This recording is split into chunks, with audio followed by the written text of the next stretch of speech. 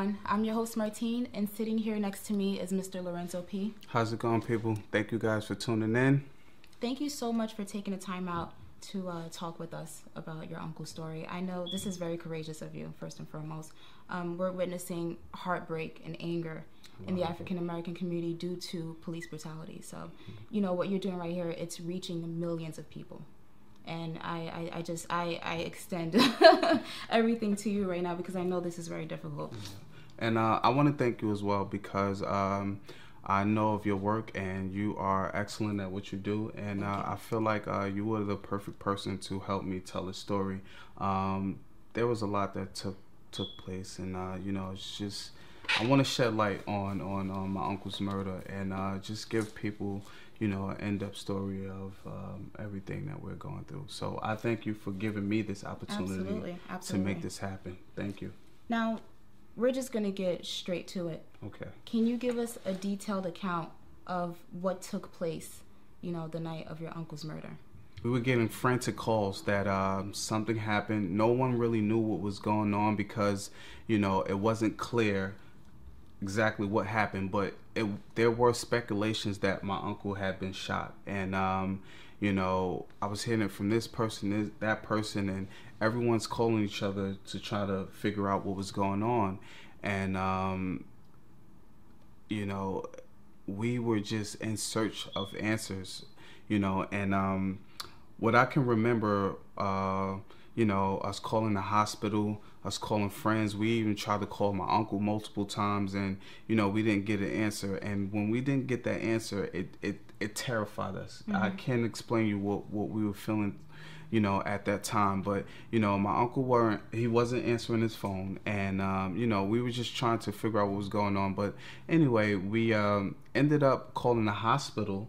And the hospital didn't have any information because later on we found out that, you know, it was my uncle that had been shot and that he was placed inside medical center and ICU under an alias because, you know, they wanted to keep his identity secret due to the nature of the crime. And they didn't want the job to be, you know, finished, as, you know, they would say. But yeah, so, you know, we found out that he was actually under an alias, and, you know, when it was actually confirmed that my uncle had been shot multiple times, it was just turmoil. What was your first initial thought or reaction to this devastating news? I couldn't believe it. Still to this day, I am having a difficult time coping with what took place, and it's almost a year later, and it's crazy. It boggles my mind to know that something so tragic happened to someone that was so good. You know, it literally breaks my heart. Now, what specific information was given to you and your family, whether it was that night or the same day? Was it like an unraveling of the story? It was pretty much of what occurred. Yeah, it was an unraveling. It was literally given to us bits and pieces. Nothing came in a direct form and say, okay, this is it. It was like, a little bit here, a little bit here, a little bit there. So, you know, we just kept getting pricked and pricked and pricked and pricked because, you know, we were getting the story as it was coming in. Right, and that's probably due to the evidence. Exactly. So, you know, but I can tell you this. When it was confirmed that it had been my uncle that was shot, it was turmoil at that moment, and I could just remember just being in absolute devastation. There's nothing that can compare it to. Now, the bar that this took place, what bar was that in Jersey City? This was this incident took place at Bill and Ruth's Bar. It's located on Monticello Avenue, and this was a place where he went on the regular. You know, he was pretty familiar around the neighborhood. It's like my uncle's stomping ground. You know, he would often go to the bar to hang out and shoot pool. That was one of his things that he did. And like I said, he was a regular. He knew everyone there. He knew the bar owner, you know, and everyone, they loved him. And he had tremendous love for people, you know, so yeah. And how did the bar owners react to the story? She was in a state of shock. a complete state of shock because there were people who actually witnessed the incident, and they couldn't. Because he wasn't alone that night. He wasn't alone. He had a friend that was with him, and from her account, everything happened so fast. It happened so fast, and just think about being in a state like that. How things could boom, just immediately just transition from one thing to another, and before you know it, it's all Someone's over. life is gone. Exactly, and that's what basically happened. And I'm a little taken back by the bar owner because when everything took place, everything happened. She opened up the very next day. And that really broke my heart. Not only did she open up the very next day, being that she knew our family. I mean, I wouldn't say she had really close ties, but she watched my family grow up. Right. She knew my mom, my uncle. She knew my grandmother. So she was considered a friend of the family. Not only did she open up the bar the very next day, but she didn't want us to hang any shrines or anything. It's like she didn't want to have anything to do with what took place. And he was murdered inside her bar. Not actually murdered, but he was shot. Right. Inside her bar. Right. That's where the incident took place. Now, do you think that was just, their way of coping with what happened, or just to completely be disconnected? I honestly do think she wanted to, disconnect from the situation, partly because I think that there was a relationship not only with my uncle, but she had a close relationship with the police, with the ex-officer who was James D. Corley. And just to know that, it's kind of like, whose side should I play? Should I be on his side? Should I be on their side? And it's just like for us, or for me rather, it just felt like she shut everything. She closed her blinders. I don't want to have nothing to do. I didn't see anything. Right. You guys have a good day. Right.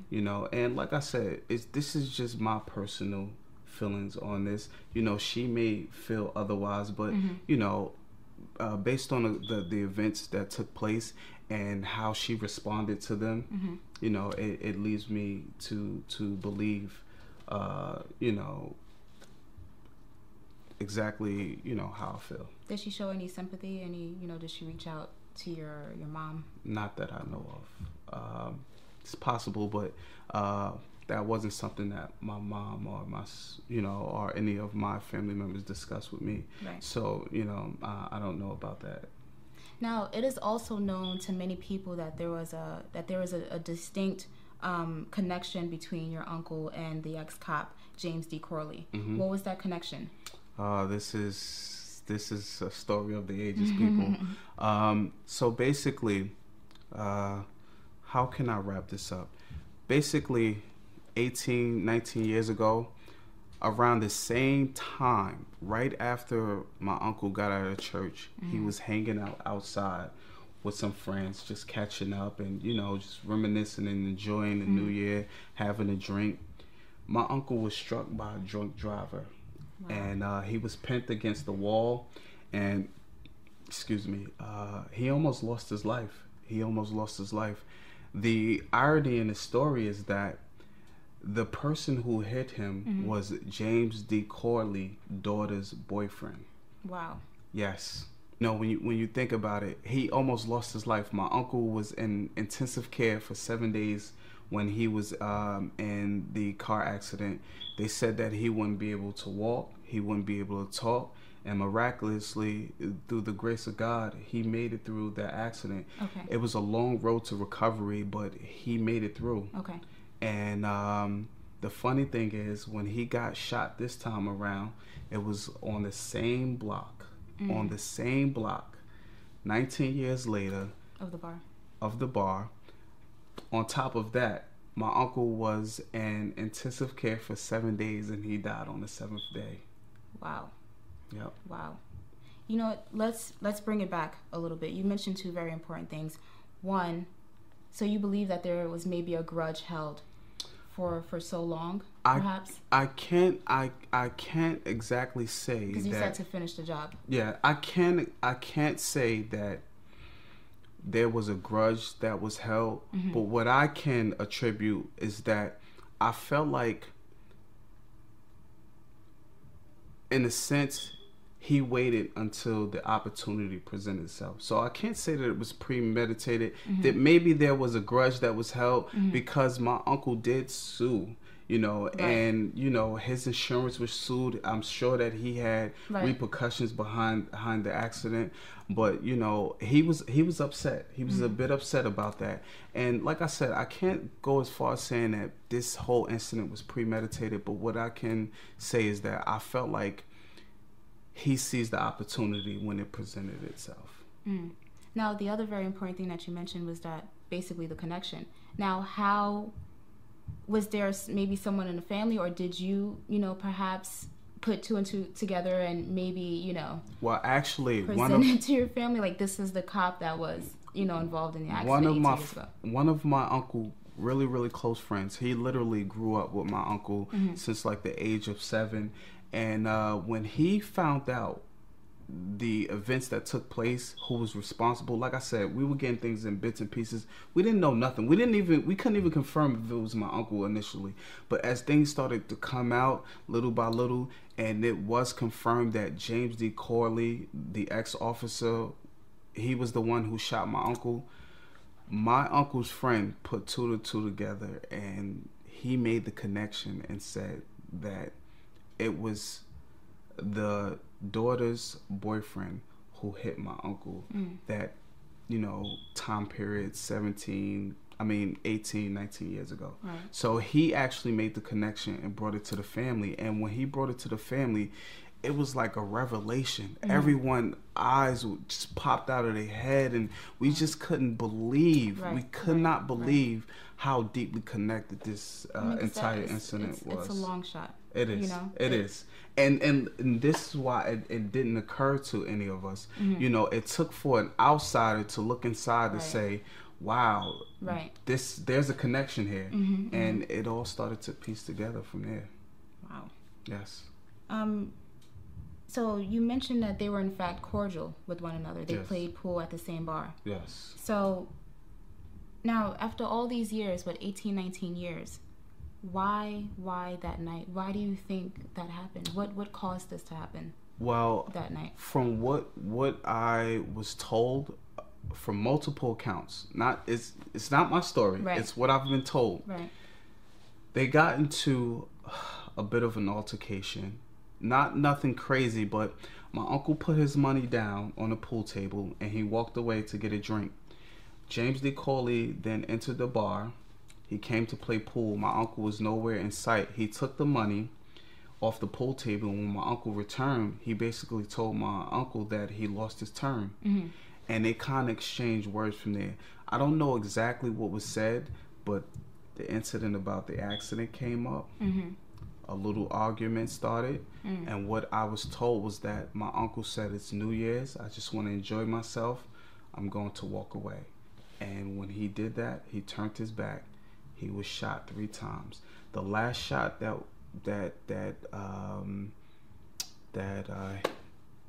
was taken was a shot to the back of the head. So he was walking away from the my uncle was walking away. He was shot in the back twice, and then the last shot was the shot to the back of the head, which was and pretty much. That's a fact, because that's what also was stated in the New Jersey articles. And exactly. So it is a fact that he was murdered, and there was actually intent to kill him. When you shoot someone in the back and they fall, and you proceed to walk over to them and shoot them 2 more times, your intent is and was to kill him. How do you expect someone to survive like that? You're basically kicking a man when they're down. Right? You know, and that's the heartbreaking part. Maybe he could have survived 1 shot, but he took it a step further by shooting him 2 more times, and that's what ultimately led to his death. Now, I know you told me that there were witnesses that actually said that the ex-cop James D. Crowley had a few last words before or after he, you know, did what he did. What were those words? I can't believe what happened. Like, almost as if he was in shock. He was in disbelief. Yes, on what took place. But there was someone who shared to me, someone who's very close to the family, and there's no way that she would know about this. She pretty much said to me, someone asked him, why did you shoot him? Why did you do that? Mm-hmm. Was it that serious over a pool game? Mm-hmm. And from the account of this person, they basically said that James D. Corley's response was, that wasn't over no pool game. That was something personal. How would they know that? That was something initially that we didn't even know about the car accident. So the fact that someone that's not even like completely in the circle to come and share that information with me, it riddled me. It riddled me, because that just goes in to show that his intent was to kill him. Right, and that's why you made the connection with, what happened 18 years prior. Exactly, and that's why I said it. I can't go as far as saying that it was premeditated, but he seized the opportunity when it presented itself. Right. And that's how I feel.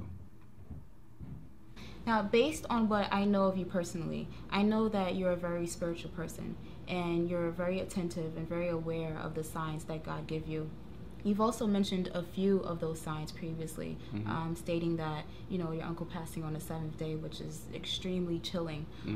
I know that there are a lot more signs that you want to delve into leading to the passing of your uncle. So what were those signs you picked up on? One of the signs were at my grandfather's funeral. He passed 2 days before Thanksgiving. Everyone were giving such touching testimony on how good of a man my grandfather was, and how he helped and how he loved, and it was very moving and compelling. All of the stories that people shared, and I remember this one guy came up and he completely changed the mood of the church when he started to kind of go left, when he started to say things that he didn't believe in God, and he didn't know if there was a God that existed, and everyone was just looking in complete shock, like, where's this coming from? And it kind of, like, I wouldn't say it turned people off, but it definitely made people say, what is going on? And I remember right after the guy, left the podium, my uncle came up there, right behind him, and said, I don't know what that guy's talking about, but there is a God. And everyone just stood up and started clapping and cheering.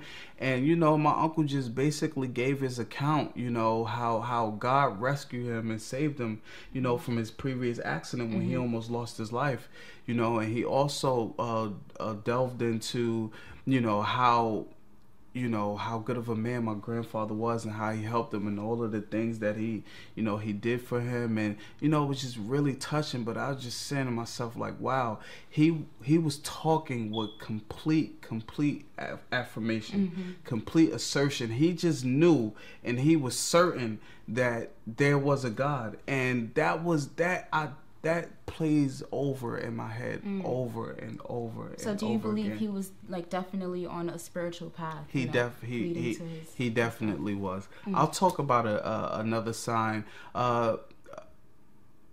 During Black Friday, my uncle asked me, was there anything I needed? And I wanted to purchase a new laptop because my laptop was crapping out on me, and I was like, man, I really need something much faster, more memory to just help me keep up with my photography business. And, I didn't want to ask my uncle, but he insisted if there was anything he can help me with, he would do it. And reluctantly, I told him that I wanted to buy a new laptop, and he asked me how much did I need, and I told him $300. He came right out of his pocket and he said, pay me back when you get a chance.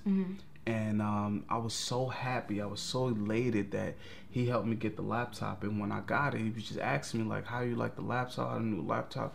I was loving it. I'm like, yes, I got my new laptop. I'm working faster. Everything was just, it felt so good. And 2 days of me having the laptop, I got this airy feeling in my stomach. It was a feeling that I could not explain.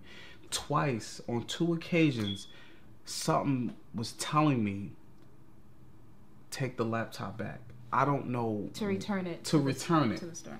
I have no idea where the feeling or the idea or the thought came from, but what's interesting is that it came on 2 separate occasions to take the laptop back, and I just kept questioning, what is going on? Right. What is this? Why are you getting this? Exactly. You know, I kind of left it alone. It just, I wanted to ignore it because it was so prevalent, and it, you know, and because I couldn't piece it together, I ignored it. You know, and I just think about it like, wow, you know, what did that signify? What was that for? And out of the 2 days, you know, I had the laptop. I got the feeling, and it was just like, wow. But I can tell you this, another sign I picked up was that I was having a photo shoot. I was preparing the lighting and getting everything all prepped, and my brother was here assisting me, and I had him to step in and, you know, just so I could take some test shots of him. And the doorbell rung, and it was my uncle. And he came in. He's like, "Oh, what's up? What you guys doing?" And I told him I was getting ready for a photo shoot. Very playful and very loving, very caring. But when it's time for me to hop into my mode, I'm like locked in. I'm like zoned in. And, you know, I'm working. I'm trying to get everything prepped for the photo shoot. And, you know, my uncle come in, and he was being very disruptive. He was like, you know, what you guys doing? And touching and feeling. And, you know, as I'm taking some test shots of my brother, my uncle was like, take some test shots with me. And I was like, no, man, no. And he was like, just playful. He was always playful. But he would come in and, you know, he was saying like, please take some shots of me. I want to get this, and fixing this collar and all this. And I'm like, come on, man. I was just so annoyed. I was so annoyed that he just bombarded my photo shoot, disrupted, and just crashed it, essentially. And you know, I was so upset. And, you know, reluctantly, I took the pictures, and, you know, in retrospect, it was the last pictures he ever took. Can you fathom that? He insisted that I take pictures of him, and those pictures were the last pictures taken of him. And it's like, wow, I can't believe this. I can't believe this. This was something that I did not want to do. Right. This was something that I wanted. Exactly. Sitting right here. And this is the photo that I took of my uncle before he passed away. This was one of the many photos that I took, you know, and it wasn't nothing crazy. I was just basically doing some test footage, and this is the last thing that I have of him. You know, I feel bad in this sense because I didn't want to do it. Right. And, you know, his spirit said something else. His spirit told him to come here and make sure you get that session in with your nephew, because it might be the last one. Who knows? But the fact that he came here, the fact that I didn't want to take the picture and I took it anyway, and this ended up being his last picture. But that was one of the many signs that took place. You know, speaking of the laptop, before you continue, what do you think, or why did you have that strange feeling in your stomach? Do you think you should have, you know, returned it or given him the money back, or maybe saved up the money and try to give it to him? You know, what's interesting about that is that I didn't get to pay him back the $300. I only paid him back $200, and the last $100 I didn't get a chance to give it to him. And that could have been the sign. That was the feeling. It was the feeling. Potential regret, almost. Exactly. But my way of salvaging and my way of paying back, I gave the $100 to his son. But I want to get into another sign, and this is probably the most chilling, the most riveting, and the sign that spoke to me. It was just hands down. I felt like this was the final blow for me. I had a dream that one of my cousins was trying to kill us, and he had a gun.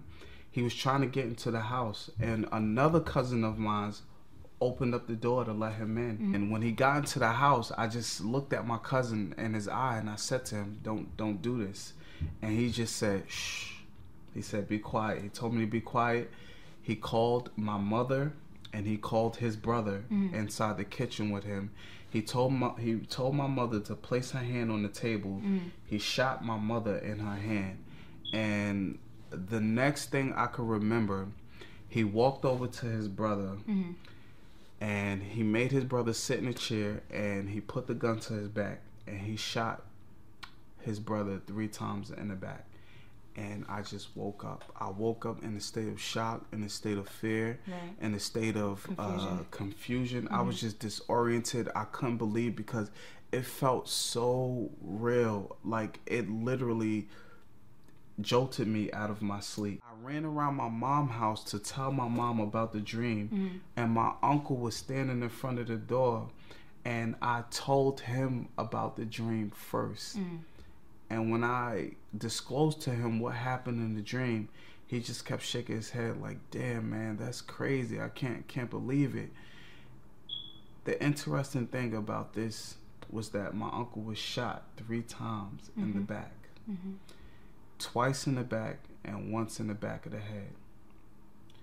And contrary to the dream, my cousin shot his brother in the back 3 times. That riddled me. It riddled me. And to know that I went around my mother's house to tell her, and my uncle was the first person I told about the dream. In essence, I felt like that was the foretelling of his death. I was the messenger. Because you had no intentions. I had no intentions on telling my uncle. I went to go tell my mom. He was the first person I told. I felt like I was the messenger of death and did not know. I felt like I was chosen to tell him that, because we had such a close relationship. It breaks my heart to know. It breaks my heart. All of the signs, all of the events that took place, to know that it was just an untimely death. And it's so sad. It breaks my heart. It breaks my heart. I'll tell you guys another sign. I remember we were supposed to see my grandmother, who has passed away. She passed away in 2006. We were supposed to visit her gravesite, and we didn't get a chance to do it because we left too late. And my uncle and my mom got into a bitter argument, and they were going back and forth. More so my mom, she was more of the aggressor, and my uncle was kind of like, he was very reserved, he was very quiet, but he was very upset that we didn't get a chance to go. My grandmother meant everything to him, and we were on our way, and because he was so upset that we didn't make it, he got out the car and he started walking.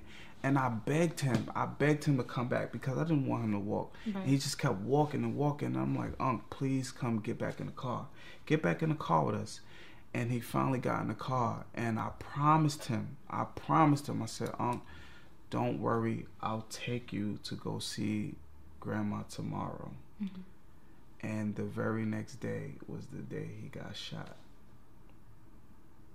And I feel like, in essence, he did go see her. He did. You know, and another thing that my mom and I talked about right after, because what happened when my uncle got back in the car, because we didn't go visit my grandmother's gravesite, I took him home. And he was so excited. He was so excited because he just got a new place. He just got all this new furniture, and he wanted us to see. You know, my uncle quickly changed his mood. He went from being angry to, he was just a completely different person. Right. We went to his place, and because him and my mom got into an argument earlier, a few hours prior, she was still upset. And she would not go upstairs to go see my uncle's place. And my uncle kept saying, come upstairs, come see. I'm so excited. I'm so happy. And, she did not come. And I went up there. He showed me around. He was so excited, so happy. He was showing me, you know, his son's room and everything. He was just happy. And I saw his spirit speaking. I saw everything. And I'm telling you, I look at this day and like, wow, that was his final goodbye. When we left from downstairs, he spoke a few words to my mom. He said, you know, you should have came upstairs. I wanted you to see the apartment. She kind of was like in her little zone, so she didn't reply much. She kind of was just like in her own little world. But I remember as we walking away, my uncle said to me, "Neff, I love you. I love you. I'll see you later." And those was his final words. And I felt like he was telling me goodbye. He was telling me goodbye that very day. When I look back at how he said it to me, how he had me to come up into his apartment, I was spending my last moments with my uncle and didn't even know it. No idea. I was not aware. And it's like, wow, I wish I had more time to say I love you. I wish I had more time to care and to give. And, you know, like I said, after we left from my uncle's place, I was so upset at my mother that she got into an argument with him. That How did she feel about everything after the fact? My mother was heartbroken. She was heartbroken because she knew. And I said to her, I said, "Ma, I see it." She was like, "You see what?" I said, I see everything." And she could not grasp what I was saying to her. And she was like, "I don't know why God would do this. I don't know why. I can't make sense of it." And slowly but surely, she understood. She understood everything that my uncle was trying to do, everything he stood for, everything he meant, how he was trying to keep the family together, how he was trying to show nothing but utter love and compassion, and just trying to do everything he possibly could before he left this earth. I felt like his higher self or his spiritual self knew it was time, and he was preparing. Right leading up to his death, months before, my uncle was completely changing his life around. He started going to church more. He started to do the things that he really wanted to do and enjoy and show love. And I'm telling you, when you look at that stuff, he knew. We didn't know, but he knew his time was approaching, and it was approaching very fast.